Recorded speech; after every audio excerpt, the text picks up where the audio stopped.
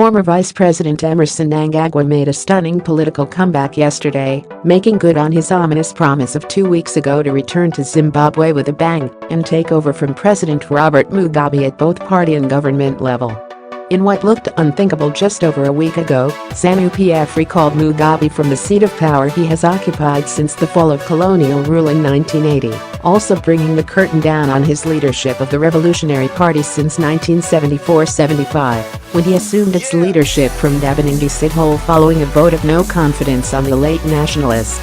He was immediately replaced by Mnangagwa, whose dismissal from Zanu PF on November 8 was reversed yesterday by the Central Committee, which is the lawmaking organ of the party.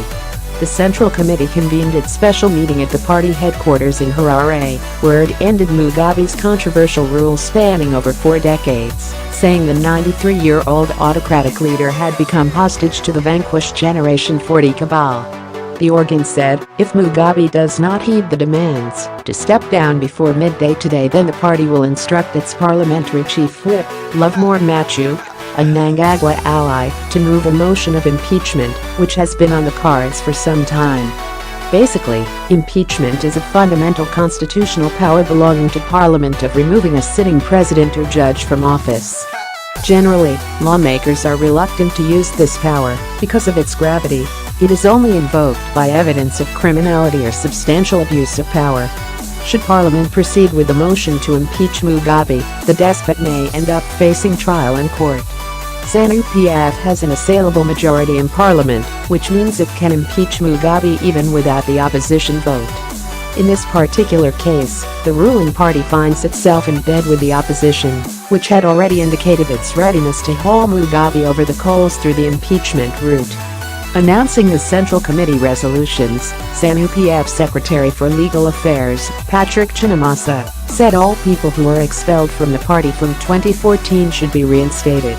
By allowing cadres expelled in 2014 to come back, Zanu PF has also opened a window for former Vice President Joice Mujuru and her cabal of more than 200 men and women who include Emmerson Mnangagwa and Ruger Gumbo to troop back into the party.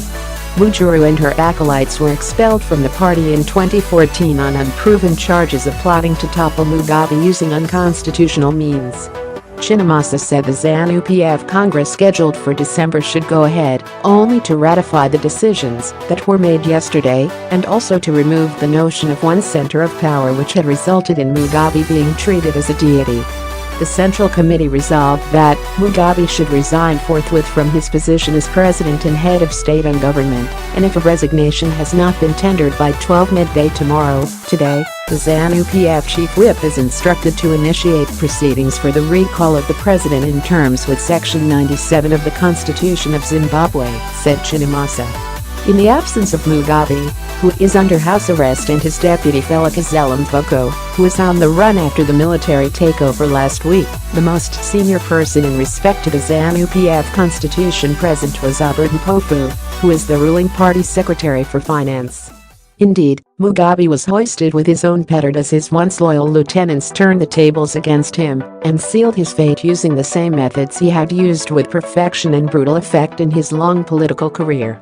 Mugabe's wife Grace, his deputy Mfoko, Secretary for Administration Ignatius Chombo, the party's political commissar Xavier Kazukiwira were among the party heavyweights who were expelled from the ruling party, which said it was turning a fresh page. It was resolved that Mfoko be recalled from his position for being divisive, spreading hate speech, protecting criminals. His manner was inconsistent with the decorum and office of the vice president, said Chinamasa.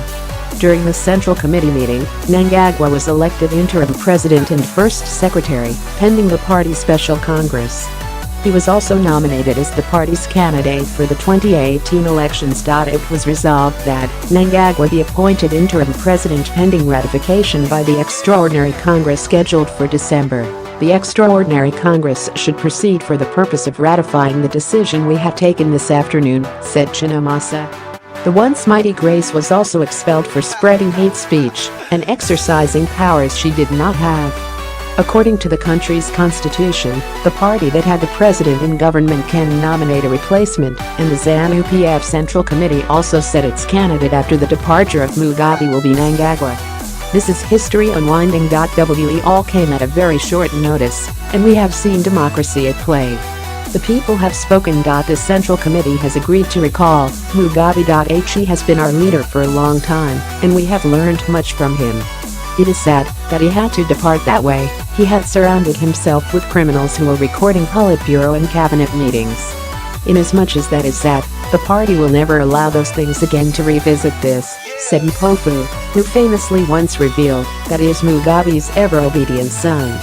In his last hours, Mugabe was ditched by almost everyone. His allies were either arrested or in hiding. His ministers such as Chinamasa and Mpofu openly denounced him, and his family, accustomed to a life of opulence, was conspicuously absent as Zanu PF, the party he led since 1976, dumped him.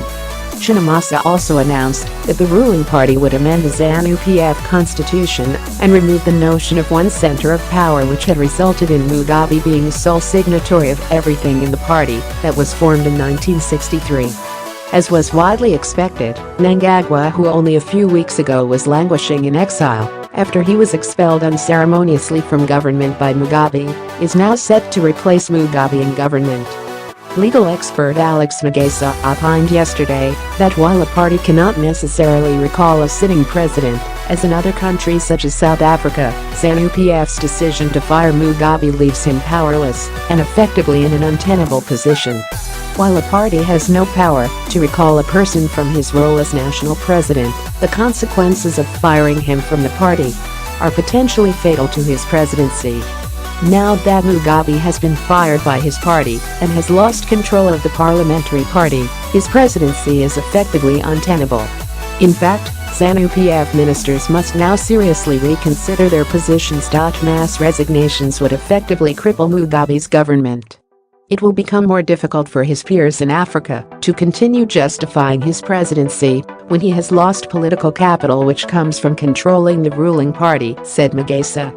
The Central Committee sat a day after multitudes of Zimbabweans from all walks of life had poured into the streets of Harare, Bulawayo and other major cities and towns dotted across the country, calling for Mugabe's ouster.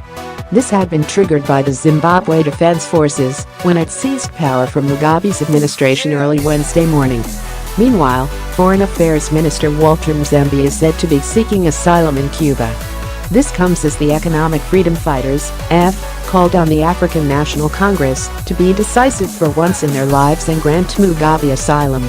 This will advance peace in Zimbabwe and provide even better conditions for Zimbabweans to move faster into a better future under a democratic civilian rule, national spokesperson Bayeseni Ngozi said in a statement on Saturday. As a matter of fact, he does not need any passport to come and live in South Africa, and we shall never confine our relationship with him as an African leader to colonially imposed borders.